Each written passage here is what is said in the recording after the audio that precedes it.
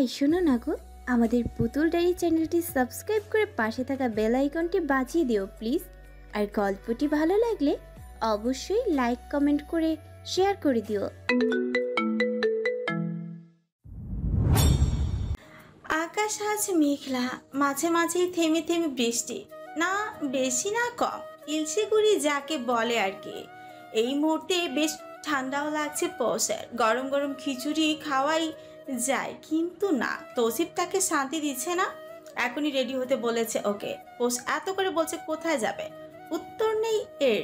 শেষে হাল ছাড়লো পৌষ, ড্রেসিং টেবিলের সামনে দাঁড়িয়ে চুল আঁচড়াতে আঁচড়াতে আর চোখে একবার তৌসিফকে দেখে নিল। তৌসিফ সাহেব আজ খুবই ব্যস্ত, আপ টু তো সে আজ ফিটফাট হচ্ছে, যদিও এটা সে বরাবরই করে থাকে। হঠাৎই সে ওয়াশরুমে ঢুকল, মিনিট এক যেতে ওখান থেকে চেঁচিয়ে উঠল, হানি। আচমকাটাকে পৌঁছে ভয়ে পেয়ে গেল, নিজেকে সামলালো। বুঝে ওঠার আগেই তৌসিফ পুনরায় ডাক দিল, পৌষরাত। রুম থেকেই উত্তর দিল পৌষ। কি হয়েছে, কি চাইছেন আপনি? তৌসিফ হাতে কিছু একটা নিয়ে বেরিয়ে এলো। পৌষ অবুঝ দৃষ্টি ফেলতেই তৌসিফ অল্প গরম হওয়া স্বরে জিজ্ঞেস করল, এটা কি? পৌষ উকি দিয়ে দেখার চেষ্টা করলো তৌসিফের হাতে তার স্কিন কেয়ার করার কিছু একটা। পৌষ ছোট্ট একটা ঠকিল, লোকটা কি রেগে যাবে? তৌসিফের উত্তর না পেয়ে ছোট্ট করে একটা ধমক দিল। কথা বলো। পৌষ দুপা পিছিয়ে গেল। তৌসিফ বরাবর তার স্কিন নিয়ে সেন্সিটিভ, তার স্কিন কেয়ার প্রোডাক্টগুলো ডার্মোলজিস্ট দিয়ে কনসাল্ট করা। এটা একদমই নতুন একটা ময়শ্চারাইজার, নতুন, এটার প্যাকেট অবধি খোলা হয়নি, অথচ এখন খুলতেই দেখলো সাইড থেকে একটু নেই। এই কাজ করার সাহস এই বাড়ি তার কারণেই। এর অর্থ কি দাঁড়ায়? কে ধরেছে এটা? ধরেছে বলে ভুল হবে, রীতিমতো চিনি মিনি খেলা হয়েছে। পোষ একটু কাচুমাচু করে তাকালো। তৌসিফ হাতের কাছের কৌটোটা পাশে রেখে এগিয়ে এলো, অল্প রাগের সহিত জিজ্ঞেস করল, সত্যি করে বলো কি করেছো? পোষ চুপ রইল না, মুখ খুললো, বলে উঠল, একটু টেস্ট করেছিলাম। তৌসিফ ফাটা চোখে তাকালো, অসহায় দৃষ্টি ফেলে বলে উঠল, এটা টেস্ট করার কিছু? ওই একটু মন চাইলো। আপনার কম পড়লো কি?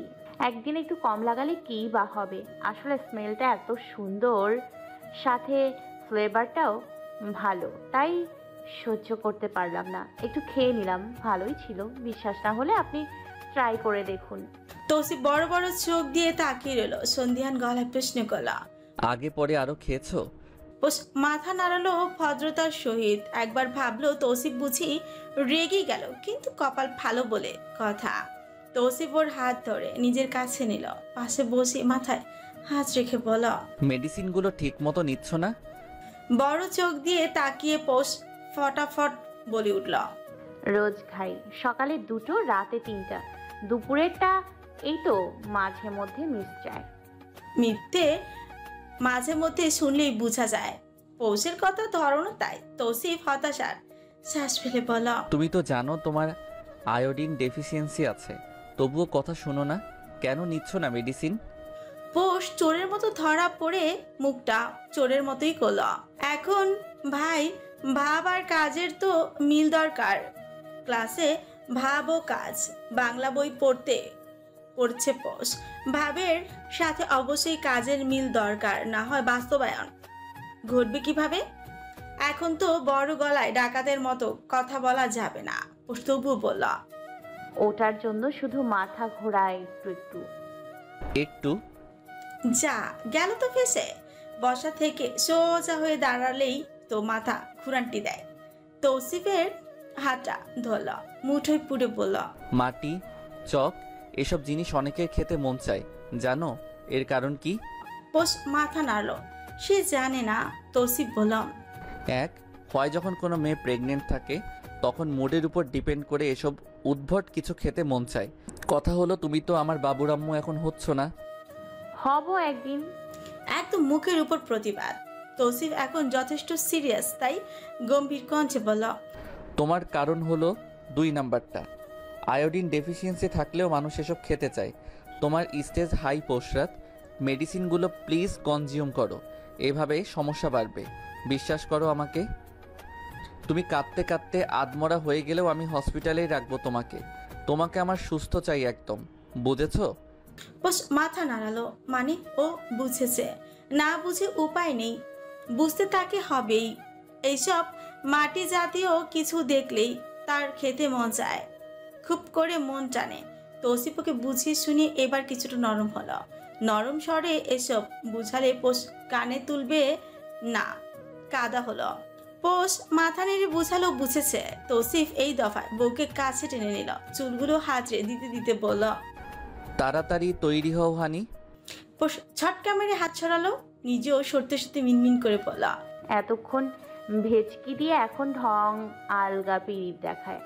তৌসিফ সুন্দর তবে কিছু বলল না, নিজেকে যথাসম্ভব সুন্দরভাবে তৈরি হলো।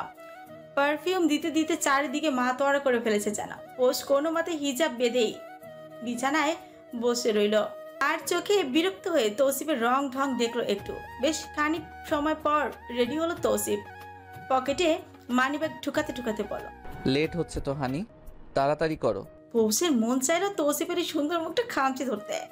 বেটা খবিস বলে কি, পৌষ নাকি লেট করছে? পাটপার কোথাকার। মিনমিন করতে করতে পৌষ উঠে দাঁড়ালো। তৌসিফ জুতা পরতে বসেছে, পৌষ পা ভেঙে বসতে ওর কোলে পা তুলে দিল তৌসিফ। এইটা যেন তার অভ্যাসে পরিণত হয়েছে। জুতা পরাতেই তৌসিফ উঠে দাঁড়ালো, বউয়ের হাত ধরে বলা, চলো। সোহা বাসার আগে ফুসছে, বিয়ে ও কিছুতেই করবে না। এতটা বছর এখানে কেন আছে ও? এই তৌসিফের জন্যই তো। সোহা মাথা পেতে বদনাম নিয়েছে, টু শব্দ করেনি। এই সংসার ও নিজ হাতে সামলেছে। 2 দিনের মেয়ে পোষ উড়ে এসে জুড়ে বসেছে, এক থাবায় সংসারটা আঁচলে বেঁধে নিয়েছে। সোহা টু শব্দ করার সুযোগ পায়নি। মানুষ হারালো, সংসার হারালো, এখন শেষ এই বাড়িটাও ছাড়তে হচ্ছে। মাথা চেপে ধরে গুঙিয়ে ওঠে সোহা। মিনু ভয় পেয়ে গেল, দৌড়ে এসে ভয় ভয় ডাকলো, আপা, যে এখান থেকে তোমার কি হয়েছে আপা? যা বলছি। মিনু যায় না, এইটা তার অভ্যাস, ঠিক ঠিক প্রকৃতির সে। সোহা নিজের মাথা ঠুকরে দিতে দিতে বলল, বিয়ে আটকাতে পারিনি। তৌসিফ হাতছাড়া হলো, কেন হলো? আমি কেন পেলাম না ওকে? এত আদর যত্নে রাখলাম, তবুও পেলাম না। কেন পেলাম না? কি নেই আমার ওই মেয়ের থেকে 1000 গুণ সুন্দরী আমি? ও কেন মোহে পড়লো না তৌসিফ? সোহার পাগলাটি কথায় মিনু চমকালো, চমকে তাকালো, অবাক স্বরে প্রশ্ন করলো, মামাকে তুমি ভালোবাসো আপা? সোহা চিৎকার করে উঠল। ও কেন বোঝে না? কেন না? মিনু হতবাক হয়ে গেল, সেভাবেই বলে উঠল। তোমাদের না বাবা এক? সোহা মাথা তুলে রাগে হিস হিসিয়ে বলল, এক না, এক না, এক না। তৌসিফের বাবা আমার বাবা না, কিছু না সে আমার। আমি আমার মায়ের আগের ঘরের সন্তান। তৌসিফের বাবাকে মা মিথ্যে বলেছে। আমি ঐশী না, ঐশী ছিল তৌসিফের বোন। ও মারা গিয়েছে। মা আমাকে এখানে পাঠিয়ে দিয়েছে শুধুমাত্র সম্পত্তির জন্য। কিভাবে যে মন দিলাম, সব লোভ ত্যাগ করে তাকেই চাইলাম। কিচ্ছু পেলাম না আমি, কিচ্ছু না। হঠাৎই যেন সোহা পাগল হলো, কান্নার মাঝে হেসে উঠল। মিনু হতবাক, বিমুঠ হয়ে রুম ছেড়ে বেরিয়ে গেল। সোহা তখনও বিড়বিড় করছে, ও কিছুতেই বিয়ে করবে না। তৃতীয় বউ হতে তার কোনো সমস্যা নেই, যদি সামনের পুরুষ তৌসিফ তালুকদার হয়। তৌসিফের গাড়ি নিজের বাড়িতে থামতেই দেখে পোষ লাফিয়ে তাকালো এদিক ওদিক। তাকিয়ে এক দৌড়ে গাড়ি থেকে নামতে নিলেই তৌসিফ ওর হাত টেনে ধরল। অসহায় দৃষ্টি ফেলে থাকায় পোষ। তৌসিফ সামনে তাকে বউয়ের হাতে চুমু দিয়ে বলে, একসাথে যাব। হঠাৎই পোষ বলে উঠল। কিছু আনলেন? তৌসিফ না বুঝেই বলল, কি আনবো? আজব কথা বলেন মিয়া, প্রথমবার শ্বশুরবাড়ি এলেন, কিছু তো আনবেন। এত টাকা অথচ কিপটা আপনি। মিষ্টি তো আনতেন, নাক রাখলেন না আমার। বলেই মুখ কুচকালো তৌসিফ। পাত্তা দিল না, বলল, আমাকে চুমু দাও। হ্যাঁ, এটাই তো আছে, সরুন, বের হতে দিন। পোষ খিটমিট করে বলল। তৌসিফ ঝালো, নিজেও বের হলো। এক দৌড়ে বাড়িতে ঢুকলো পোষ। গেটেই দাঁড়িয়ে সকলে এক ধাক্কা চাচির বুকে পড়লো পোষ। চাচি কেঁদে উঠলেন। বাড়ির বড় মেয়ে, এ যে কত আদরে তা সবাই জানে। দায়িত্ব আর কিছু ওয়াদা পালনে মেয়েটাকে জোর করে বিয়ে দেওয়া হয়েছে, কিন্তু এখন মনে হচ্ছে ভুল ছিল না সিদ্ধান্ত। মায়ের মন সন্তানের চেহারা দেখেই বুঝেছে সে সুখে আছে, ভালো আছে। দুই চাচা আর হেমন্ত মিলে তৌসিফকে এগিয়ে নিয়ে এলো। বাড়িতে ঢুকেই শ্রেয়ার কাছে গেল পোষ।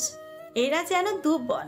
পোষ শ্রেয়ার পেটে হাত রাখলো, ঠোঁট উল্টে বলল, নড়ে না? নড়ে তো। ওকে বলো ফুপি এসেছে ওর। তুই বল, তার আগে বল জামাই কই? পোষ আশ্চর্য হয়ে প্রশ্ন করল, তোমরা জানতে ডাল ওমা, জানবো না? বাড়ি ঘর ডালা দিয়ে ভরিয়ে ফেললো। চোখ কপালে তুলে পোষ বলল, ডালা? ওই যে। আঙুল দিয়ে দেখাতেই পোষ তাকালো। মাথায় যেন বাস তখনই পড়ল। দুই পাটি দাঁত বের করে তৌসিফের পানে তাকালো পোষ, অথচ তৌসিফ তাকাতে পারল না। তাকে ঘিরে ধরেছে তার শালাশালিরা।